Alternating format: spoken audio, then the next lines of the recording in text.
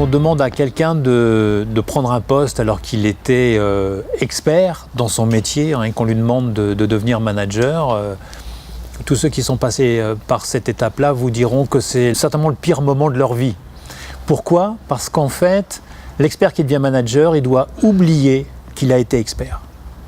Il doit complètement changer de paradigme. Il n'est plus là pour mettre en œuvre son expertise, il est là pour révéler l'expertise de ses collaborateurs. Et donc c'est un changement de positionnement qui est extrêmement compliqué parce que celui qui est expert, évidemment, il vit de son expertise. Et demain, on lui dit, t'es manager, oublie ton expertise. Et en plus de ça, la plupart du temps, ces experts à qui on demande de devenir manager, ils prennent en charge l'équipe avec qui ils travaillaient précédemment. Et ça, il n'y a rien de pire. Il n'y a rien de pire parce que quand vos amis deviennent vos collaborateurs, là aussi, il y a un changement de posture qui n'est vraiment pas facile à prendre. Je pense qu'il y a besoin de formation pour comprendre certains fondamentaux dans les techniques, dans les pratiques de management, mais je constate que la plupart du temps, on a plutôt besoin de coaching et d'accompagnement au plus près de l'activité du manager, pour mieux comprendre quels sont ses comportements, quelles sont ses faiblesses relationnelles dans les postures de manager, et l'aider justement à changer de posture. Or, les formations en salle, ça n'aide pas à changer de posture.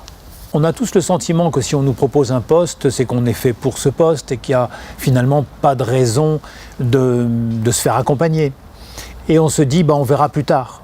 Or, je pense que c'est une erreur parce que l'accompagnement est d'autant plus efficace qu'il se fait au moment de la prise de poste.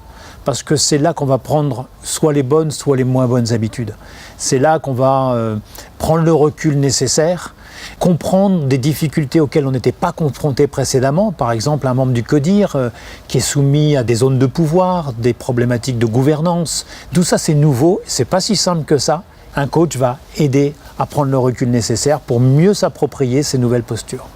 Ça passe par 4 étapes. La première étape, c'est la prise de conscience. Donc au départ, on n'est pas conscient qu'on ne sait pas. Et puis ensuite, on prend conscience qu'on ne sait pas. Et puis ensuite, on apprend à faire. Et puis une fois qu'on a appris à faire, on va apprendre à ne plus savoir qu'on sait faire.